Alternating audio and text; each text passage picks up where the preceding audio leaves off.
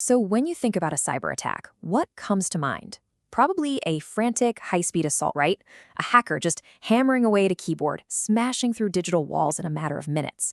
But the reality is, it's a lot quieter than that. The most dangerous attacks, they don't start with a bang. They start with a whisper. So that's the big question, right? Let's forget the Hollywood version for a minute. How does a sophisticated, real-world cyber attack actually get started? It's not about just smashing through a digital door. It's way more about strategy, about gathering intelligence. Okay, let's dive into this. It all kicks off with something called footprinting. And honestly, the best way to think about it is like a classic heist movie. Before the crew ever tries to crack the vault, they spend weeks, maybe even months, casing the joint. They're gathering intel, they're mapping out the building, learning schedules, identifying weak spots. In the digital world, that's footprinting, and it's an absolutely critical first step. All right, so the first part of this whole mission, it's all about being a ghost. The goal is to learn every single thing you possibly can about the target, but from a safe distance, making sure you don't raise any alarms or leave any fingerprints behind. This is what we call passive footprinting, and the key word here is passive.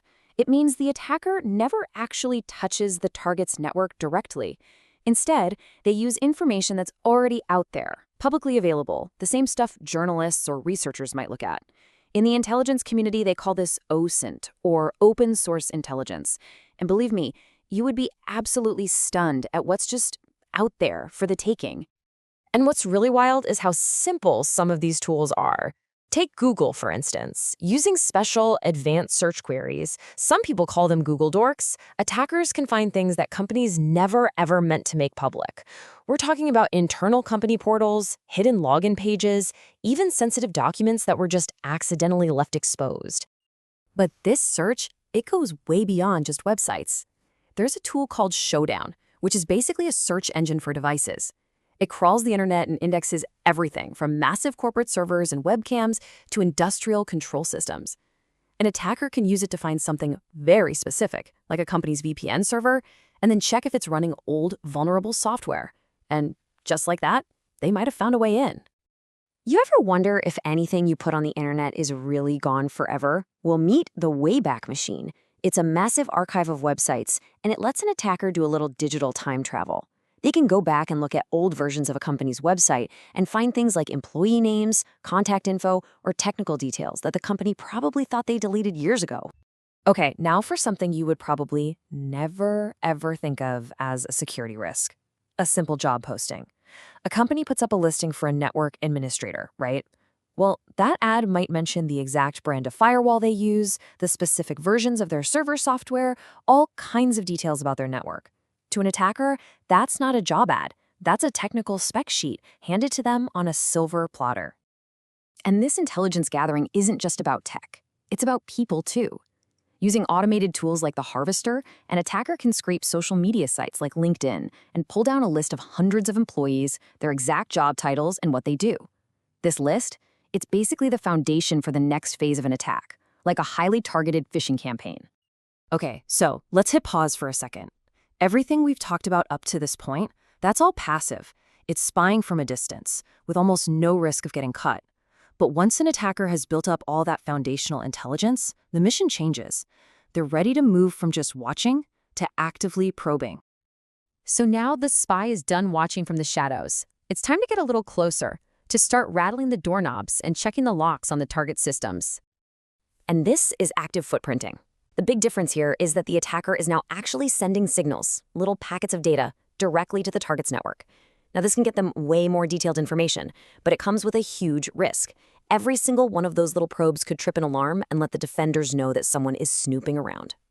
One of the go-to tools for this is something called a tracer route. As you can see here, the idea is pretty simple. An attacker sends a probe out towards the target, and at every single hop, that is, every router or network device along the way, that probe is designed to send back a little signal. By piecing those signals together, the attacker can literally draw a map of the digital path leading right to their target's doorstep. And here's what that looks like in the real world. I know, this command line stuff might look like a bunch of computer nonsense, but to an attacker, this is a treasure map. Each one of those lines is a stop along the way, a router, maybe a firewall. By analyzing this, they can figure out the network's layout and even identify the security gear that's in place. So by putting together the clues from traceroute and a few other active tricks, the attacker basically builds a detailed digital roadmap of the target's entire network. They can now see potential entry points, they can figure out internal IP addresses, and they know where the key defenses are that they're going to have to get around. Okay, so after all of that, the silent spying and the careful probing, what does the attacker have? Well, they've got it, the complete blueprint for their attack. The intelligence mission is a success. You see, all those little bits of information, the job postings, the old website data, the network probe results, they're not separate clues anymore. They've all been pieced together into one comprehensive profile of the target, covering everything from their people to their network to their internal systems. And let's get really specific about what's in this blueprint. They've got employee names and emails for phishing attacks. They know the exact operating systems on critical servers so they can look for the right exploit. They have a full network map, links to logging pages, the specific software in use, and sometimes even the physical locations of offices and data centers. They have everything they need to launch a precise, devastatingly effective attack. All right, so that's the playbook, right? That's how an attacker maps everything out. But why is understanding all this so important for the rest of us? Let's break down the takeaways. Well, for one, this isn't just a bad guy's playbook. The good guys, the ethical hackers, the cybersecurity pros, they use these exact same techniques. They essentially case their own joint to find all these little weaknesses and fix them before a real attacker gets a chance to use them. It's a fundamental part of modern digital defense. And that really brings us to the main takeaway here. Every little piece of public information is a potential detail in an attacker's blueprint. So security isn't just about building bigger, stronger digital walls. It's about being aware of the blueprint you're showing to the world. Your security is only as strong as what you're accidentally telling everyone about yourself.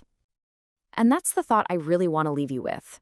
After seeing all the different ways that information can be pulled together from sources that seem totally harmless, just take a second to think about your own company or maybe even your own personal life. What does your digital footprint say about you?